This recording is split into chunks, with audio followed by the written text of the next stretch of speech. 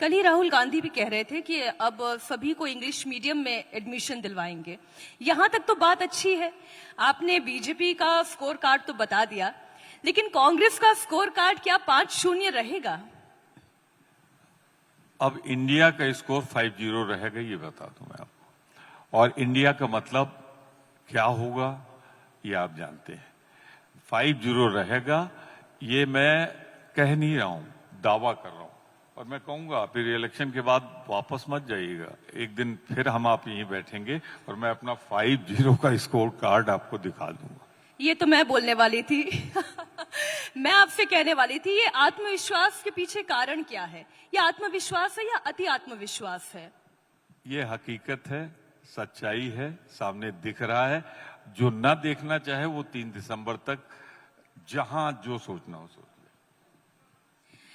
आपको इतना भरोसा है कि इंडिया का स्कोर कार्ड या कांग्रेस का स्कोर कार्ड बहुत अच्छा रहने वाला है?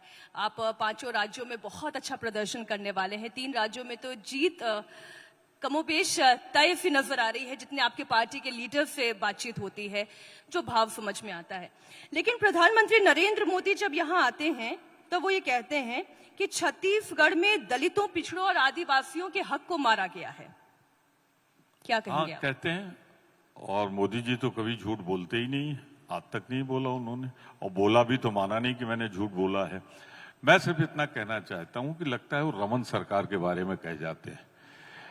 कैसे वो इनकार कर सकते हैं? भारत का प्रधानमंत्री जिसके पास दुनिया के सारे आंकड़े, आज सबसे बड़ी समस्या अगर कोई इस देश के सामने है तो किसानों की और बेरोजगारों की। इस हिंदुस्तान की सबसे कम बेरोजगारी अगर कहीं है तो कहां है मालूम है? हिंदुस्तान में छत्तीसगढ़ में सबसे कम अनएम्प्लॉयमेंट। इससे ये आजकल के जमाने में नए बने राज्य के लिए यहां आज है 0.8%, और ये 0.1% 8% के बीच में वेरी करती है। और भाजपा के टाइम में क्या थी मालूम है आपको? 22%। तो 22% से जो आदमी 0.8% पे लाए, उसके बारे में क्या मोदी जी मेरे ख्याल से झूठ नहीं बोलते, पर ये आंकड़े तो कुछ अलग बयान कर रहे हैं। अब इनके बारे में एक चीज और बताऊं, अभी अमित शाह जी आए थे, मैं 20 को यहां आया था, वो 18-19 थे। वो एक चीज बोल गए कि ये जो नगर नार है, यहां एक प्लांट बना है,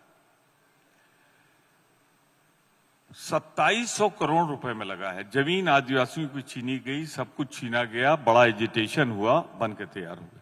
अब बन के तैयार तो हो गया, अब उसे ऑन सेल कर दिया, बिक जाएगा।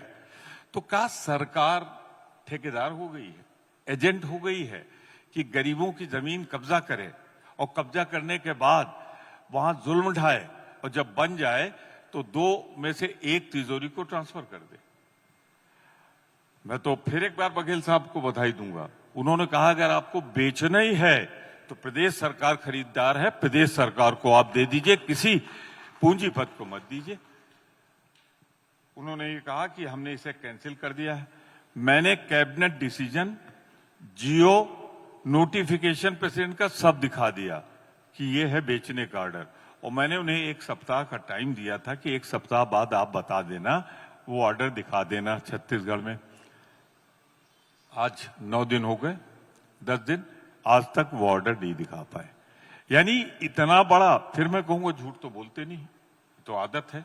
तो जो उन्होंने कहा था, मेरी फिर चुनौती है कि अभी चुनाव में काफी दिन है, 1 हफ्ते का समय मैं उनको और देता हूं, 1 हफ्ते बाद फिर पूछूंगा उनसे कहां है वो ऑर्डर जिससे आपने नगर नार को बेचने की सूची से हटा दिया है।